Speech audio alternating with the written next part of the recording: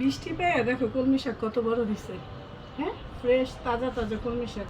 এই কলমি শাকগুলো আজকে আমি তুলে ফেলি, এগুলো আবার হয়ে যাবে, তুলে ফেললে আবার হয়ে যাবে। আসসালামু আলাইকুম, সবাই কেমন আছেন? আলহামদুলিল্লাহ আমি ভালো আছি। আশা করি আপনারাও সবাই ভালো আছেন যে যেখানে আছেন। মাশাআল্লাহ, একবেলা খাওয়া হয়ে যাবে এই কলমি শাক দিয়ে আমাদের। ছাদে আসলে কিছু না কিছু পাওয়াই যায়। আজকে পেয়ে গেলাম কলমি শাক। সবগুলো গাছকে গোসল করিয়ে দেওয়া হচ্ছে, কারণ অনেক রোদ পড়েছে।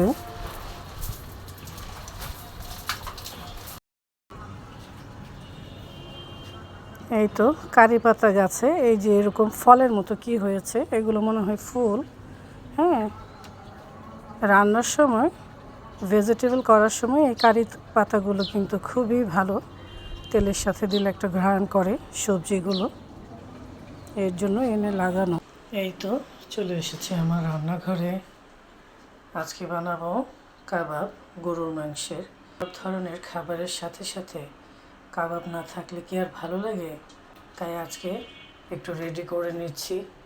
ডালটা আমি আগেই ভিজিয়ে রেখেছিলাম, বুটের ডাল। এখন দিয়ে দিচ্ছি, মাংস দিয়ে দিলাম, দিয়ে দিচ্ছি পেঁয়াজ কুচি, দিয়ে দিচ্ছি গরম মশলা, আদা রসুনের পেস্ট, হলুদ ফাঁকি, শুকনো মরিচের ফাঁকি, ধনিয়া ফাঁকি, জিরে ফাঁকি, মাংসের মশলা, কাঁচামরিচ, লবণ। এখন পানি দিয়ে দিচ্ছি।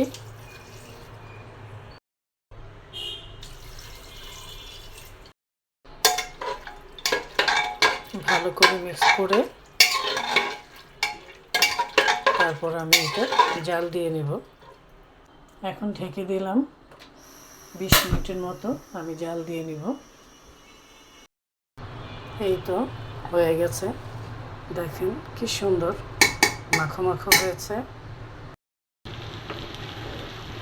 এখন আমি এভাবে একটা ফ্রাই প্যানে ভেজে নেব। আর আজকে আমি ব্লেন্ড করব না, ব্লেন্ড ছাড়াই কাবাবটা তৈরি করব।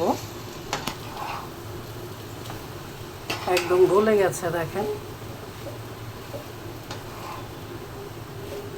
কিছুক্ষণ নাড়াচাড়া করে তারপর আমি উঠিয়ে নেব। ডাল আর মাংস গলে যাওয়াতে এটা আর ব্লেন্ড করতে হবে না। এটা কিছুক্ষণ এভাবে নাড়াচাড়া করব, তারপর ঠান্ডা হলে হাত দিয়ে ভালো করে মেখে কাবাবটা তৈরি করব। ফ্রাই প্যানে এইভাবে দেওয়ার একটাই কারণ, যদি একটু পানি থাকে সেটা শুকিয়ে যাবে। দেখেন কি সহজে হয়ে গেল, কোনো ব্লেন্ডই করতে হলো না আমাকে।